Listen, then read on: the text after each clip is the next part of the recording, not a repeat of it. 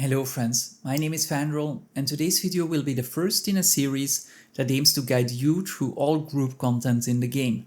I have gone through the solo experience myself of having no kill proof and not knowing anyone, all the way to now just missing my last few legendary insights to finish my legendary armors.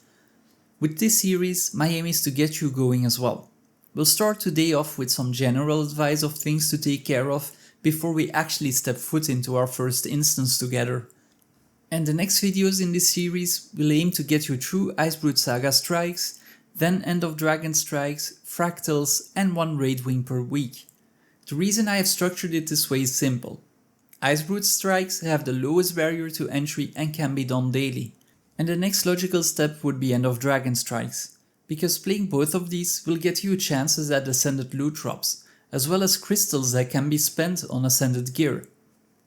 This gear will allow you to advance from Fractal tier 1 all the way up to tier 4, but without the hassle of leveling up a crafting profession and spending a lot of gold on your first Ascended set.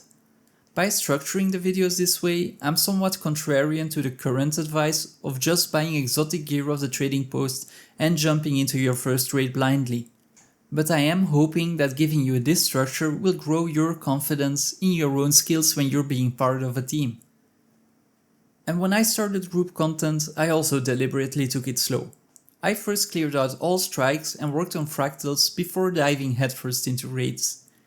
This approach might be too slow for veterans of the genre, but I want this video to be applicable to anyone who might watch it, even a first timer who has never set foot in group content in any MMO ever. And when I finally got to raiding, I took another deliberately slow approach. Instead of joining whatever wing I could and hoping I knew the mechanics fine, I chose to focus on one wing per week. So before applying, I would look up what the mechanics of those different bosses of that wing were, and then set my focus on only clearing that one wing in my first week. This lowered the pressure on myself tremendously, and by the next week I already knew about that one wing and I could add another.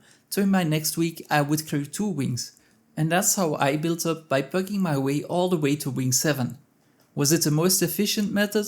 Definitely not, but it made for a very pleasant pug experience for me personally, and I never got called out by the commander and I wouldn't have to learn dozens of mechanics at the same time. Because when you really boil it down, most raid bosses in this game can be summarized into 2 or 3 mechanics to watch out for. So let's take a look at what you actually need to get through this series. And first of all is a solid build and gear. There is no going around this. If you're running with wrong stats or you don't have a core and trait line setup, you will be struggling to contribute. And let's not forget, all 10 members of a group, even in a pug, are part of the same team. There are tons of great resources online for build crafting already. Meta Battle caters to all game modes, Snow Crows focuses on 10-man group content, and Discretize is your go-to source on fractals. But I'd like to introduce you to another content creator whose videos help me out tremendously as well, and that is Mr. Mythic. He takes current meta builds and aims to simplify them somewhat for the end user. That means you won't be confronted with extensive 30-part rotations or conditionals.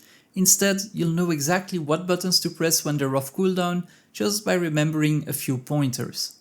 His builds will allow you to focus less on your skill bar at the bottom of the screen and more on what is happening around you. And that is a great thing, because having awareness of the boss mechanics and your teammates is just as important. It may even allow you to cover up a mistake a teammate will make. And now that you know what build to play, you also need to be comfortable playing it. With this, I mean which physical buttons on your keyboard to press. Having keybinds that work for you is very important. You don't want to look for that number 9 or 0 on your keyboard when you need to press a utility or your elite skill. You also don't want to be clicking them, because what if you can't find your mouse cursor? Or maybe you misclick? The most important thing here to make sure is that whatever you do, it has to work for you. So don't blindly copy my settings if they're not comfortable to play with. First, you need to know where to change keybinds, of course, and that's the easy part. If you go to the options menu, the bottom tab is called control options. Here you'll get a whole list of actions you can change the keybinds for. But for now, let's focus on your 10 main skills, your special action key, dodge, your weapon swap and your F skills. Hitting buttons 1 through 5 is no problem for me personally, it even feels convenient. But I don't like the way I have to stretch my hand if I need to hit 6, 7, 8, 9 or 0. So I chose to change those to Q, E and R. These are all placed snugly around my 1 through 5 buttons, but you might notice I only mentioned 3 keys for 5 skills. And that is because I use modifiers. These could be your shift key, your control or your alt key. I chose to put my heal button on shift plus Q, whereas my 3 utilities are on Q, E and shift plus E. My elite skill is on shift plus R. The reason I chose a shift modifier for my elite skill is simple. I have a tendency to fat finger my R button and I don't want to waste my elite. You might notice using this setup also will bring some conflict with current keybinds. Q and E, for example, are generally used for strafing, which is still vital to be able to do. I put those on A and D on my keyboard, with a very simple reason. Normally A and D is keyboard turning, which for me is way too slow and not as exact as using my mouse while holding my right mouse button down. So I didn't really need those and replaced them with strafe. Now I cannot reiterate this enough, this is what works for me. The most important thing that you will need to do is come up with a keybind scheme that is gonna work for you as well and that is gonna make you comfortable hitting all of your skills on your screen. And once you know what build to play and what buttons to press, we can get to the nitty-gritty. The next step will be knowing boss mechanics. And that's where my next videos will come in, but if you'd like to run ahead a little, you can already read up on boss mechanics on websites such as Snowcrows or Hardstuck. Or you could even watch some guides from other content creators. Muckluck, for example, has a really great series called Get to the Point, where he gives you a very short video per boss. But if that's not your thing, there are creators with hour-long guides per raid wing or per boss. For my own series, the structure will be very simple. The first video I'll make is how to survive all Icebrood Saga strikes, and this will be followed by all EOD strikes.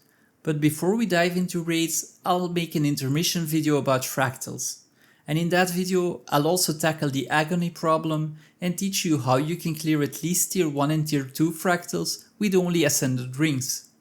And by the time we are getting to the 5th video, with this one being the first, I'll get you ready for raids. By then, you should already have a ton more experience playing in groups, knowing what to look out for, and having dealt with your first mechanics. Now before I end this video, I already want to introduce you to one more concept, and that is called Uptime. Throughout this whole series, I want you to actively think how you can keep damaging an enemy while you're doing mechanics, or how you can keep buffing or healing your teammates when doing mechanics. For example, if a mechanic forces you out of melee range, I want you to know which skills are your ranged skills, or if you have a ranged weapon, knowing how to stay in that ranged weapon. Thinking about this early and throughout every encounter will solve most of the DPS problems you might actually encounter, or if you're a healer or a buff class, the uptime problems you might have on those skills. We currently also have a Discord where we're mainly chatting about general stuff, but I am contemplating adding some sort of LFG channel to it and organizing zero barrier to entry runs myself. If that is something that might interest you, feel free to join the Discord, the link is in the description below. And that's also about it for this video. If you have any comments or questions, please leave them down below. If you liked it, please like this video, and your subscription would mean the world to me.